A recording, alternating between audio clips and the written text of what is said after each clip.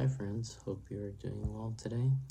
Just wanted to come on here and give short overviews of Matthew chapter 13 and 14.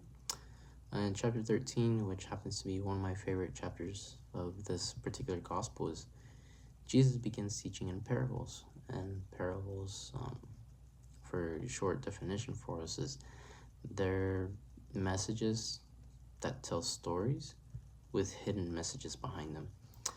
And it's interesting that that's what a parable is. And as you will read in chapter 13, some of the different parables that Jesus has, he himself explains why he's teaching in this way. And even his disciples have to ask for clarification on a couple of them.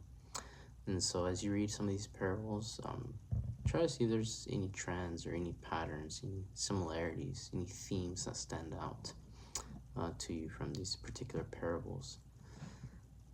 In chapter 14, we get into quite a hectic situation that tells about the death of John the Baptist and how that came about.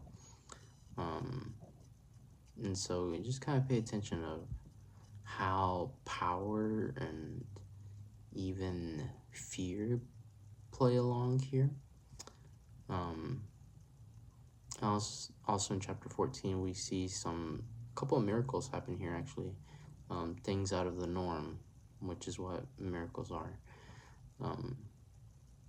Where Jesus feeds thousands and thousands of people. And so I want you to read and see what this tells of who Jesus is, and how that might play a factor in the faith of the disciples at this point. And later on, we'll read the story of Jesus walking on water. And so pay close attention on Peter specifically. What does this moment mean for him? How does this perhaps transform him, or how does his faith change after this moment? And we close this chapter with Jesus going to a different place, and at this point it seems like Jesus become very popular. And so how does popularity affect Jesus in the towns that he's visiting? What is it about Jesus that people are seeking?